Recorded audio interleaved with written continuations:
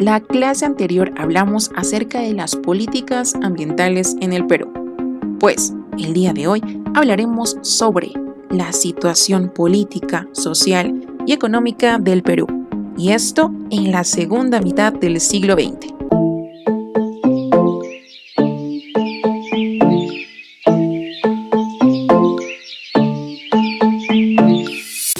¿Sabías que desde la década de 1930, las ciudades latinoamericanas empezaron acelerados procesos de expansión urbana y crecimiento demográfico?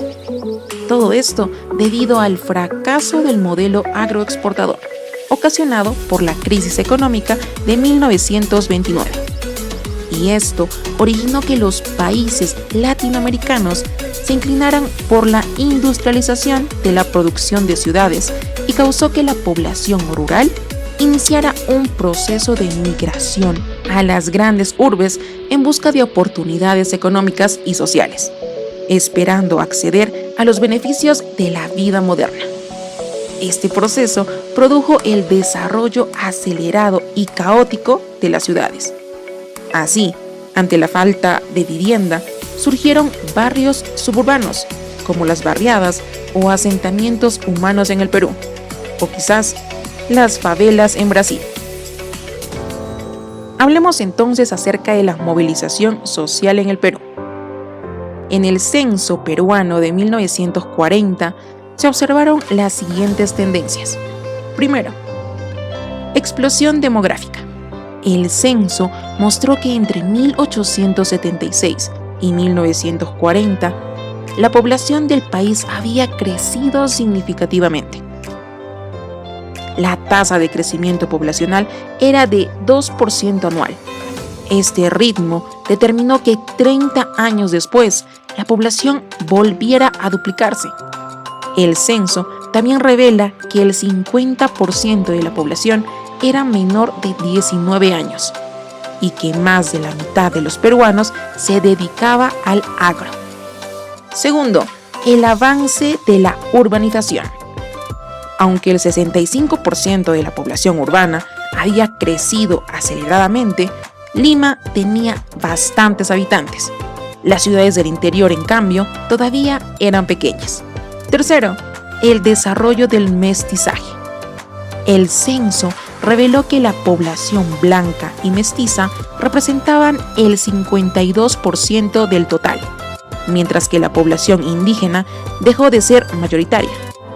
Indicaba además que el 65% de la población hablaba castellano y que una gran porción de ella era bilingüe. Hablemos entonces acerca del fenómeno migratorio. Un cambio fundamental de la sociedad peruana durante la década de 1950 y 1960 fue la migratoria del campo a la ciudad, en especial a Lima. Este fenómeno se explicaba por varios factores. El primero, el crecimiento de la población. Segundo, la crisis agrícola en la sierra. Tercero, la modernización de la agricultura costeña. Y finalmente, la influencia del estilo de vida urbano en el campo. Como las ciudades no estaban preparadas para estas migraciones masivas y no había capacidad para albergar a los recién llegados, estos se asentaron en las áreas marginales o barriadas. El desarrollismo en América.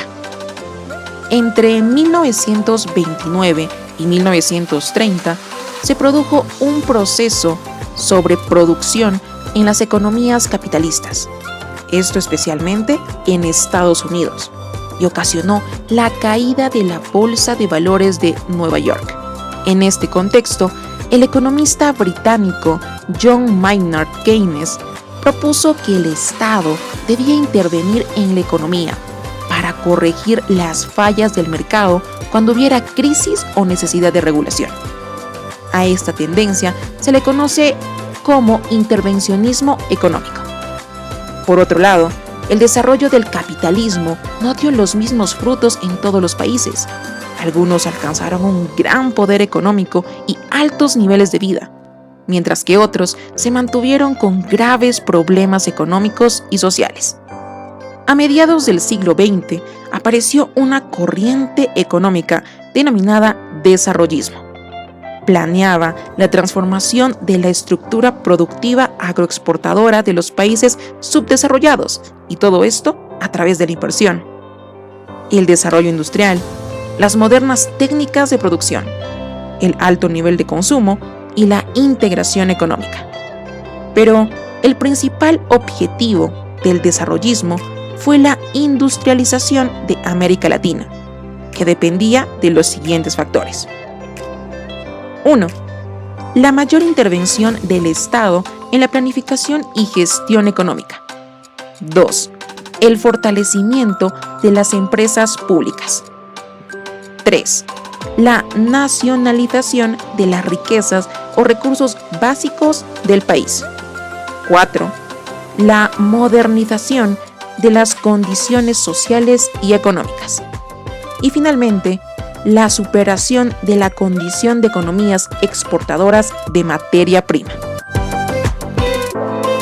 Hablemos entonces acerca de CEPAL y el desarrollismo latinoamericano. La ICI fue una estrategia que se siguió en Latinoamérica y en otras regiones en vías de desarrollo después de la Segunda Guerra Mundial.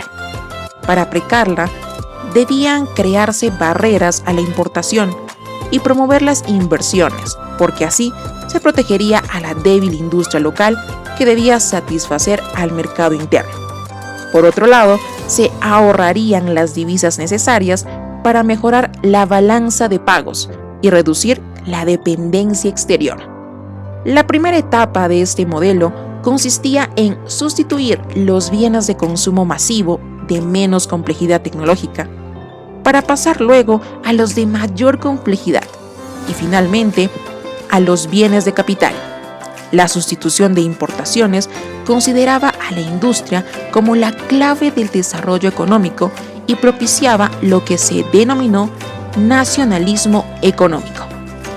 Hacia las décadas de 1970 y 1980 se produjo el agotamiento del modelo, porque en las diversas economías se presentaron serios problemas estructurales, como la escasa articulación industria-agricultura, la ineficiencia de los aparatos productivos o la limitación de los mercados internos.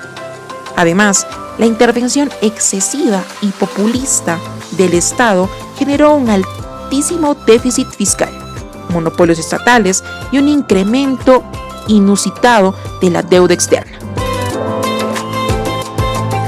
Hablemos entonces acerca del Ochenio de Odría. El periodo de Odría, entre 1948 y 1956, conocido como el Ochenio por los años que se mantuvo en el poder, se caracterizó por su autoritarismo y por la represión. Representó asimismo un cambio en la política económica hacia una tendencia más liberal. El 27 de octubre de 1948, el general Manuel Odría se pronunció desde Arequipa contra el gobierno de José Luis Bustamante y Rivero, a quien envió al exilio después de acusarlo de debilidad ante los desórdenes promovidos por el APRA. Luego asumió el poder como presidente de la Junta Militar del gobierno.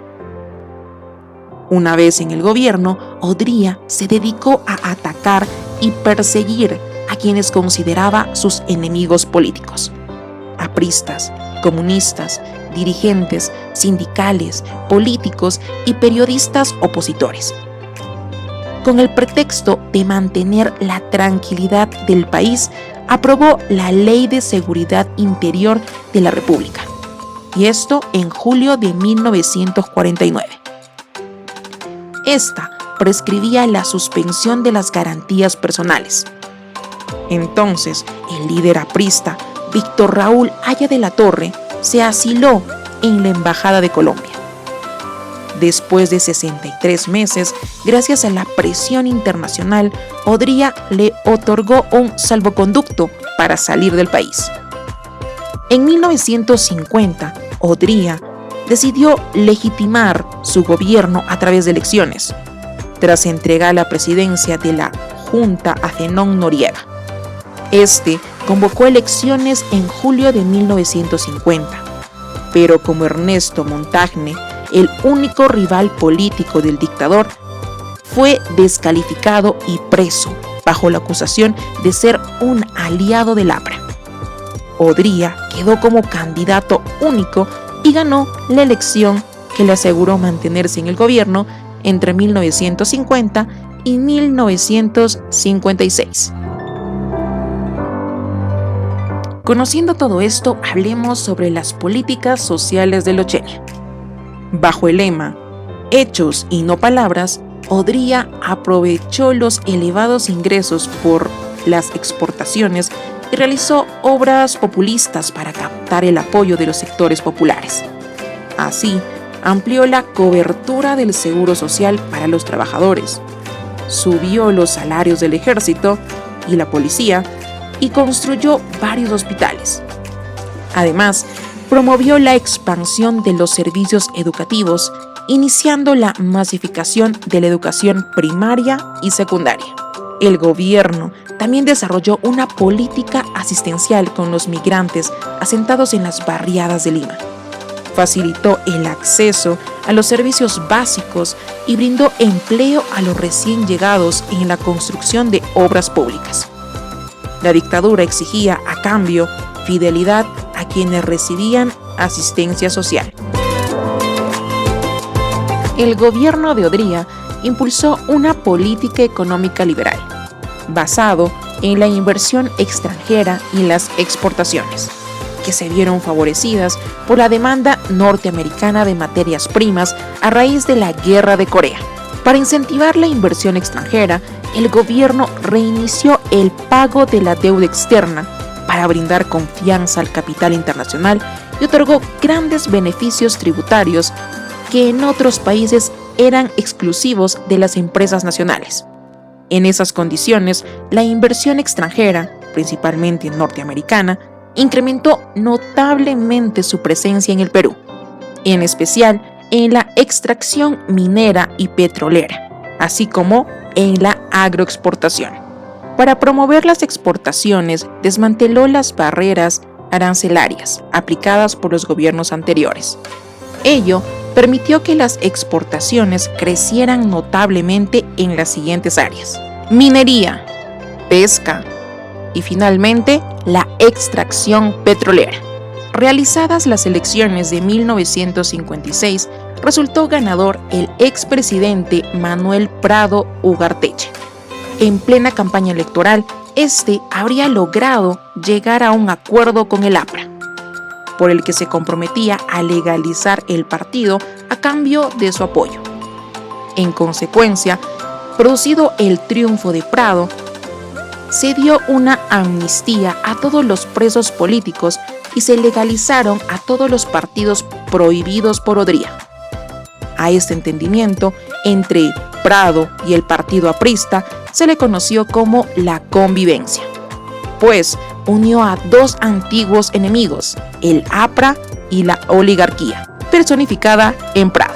Durante estos años de apertura política aparecieron nuevos partidos políticos como la Democracia Cristiana, Acción Popular y el Movimiento Social Progresista. Durante el gobierno de Prado se incrementaron considerablemente los gastos estatales para financiar un extenso programa de subsidios y créditos para la industria. Como consecuencia, se produjo una fuerte inflación. Ante esta problemática, Prado decidió llamar a Pedro Beltrán, un prominente opositor, para que asumiera el Ministerio de Economía. Al llegar al gobierno, Beltrán emprendió una serie de reformas de corte liberal que incluyó la reducción del gasto estatal y la eliminación de los subsidios a los alimentos y el combustible. Estas medidas lograron controlar la inflación y reactivar el crecimiento económico. Durante el verano de 1958 a 1959, la región de Puno fue escenario de una desastrosa sequía que provocó numerosas pérdidas en el sector agropecuario. Al respecto, se elaboró el Plan Sur para revitalizar la zona afectada. Un hecho que enlutó a la nación fue el aluvión de Ranraika, Ancash, del 10 de enero de 1962, que causó la muerte de más de 4.000 personas. Ya para terminar, hablemos acerca del golpe de 1962. En junio de 1962 se realizaron elecciones generales, en las cuales resultó ganador Víctor Raúl Haya de la Torre. Sin embargo, este no obtuvo el tercio de los votos necesarios para ser declarado ganador automáticamente, por lo que la decisión debía pasar al Congreso. Varios sectores antiapristas y el ejército denunciaron las elecciones como fraudulentas.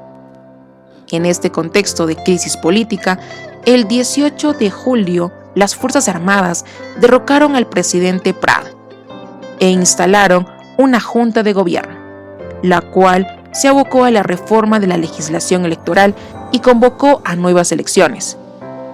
En estos comicios, celebrados el año siguiente, resultó ganador el arquitecto Fernando Belaúnde Terry de Acción Popular. Es así que llegamos al final de este video. Espero les haya gustado. Nos vemos la siguiente clase.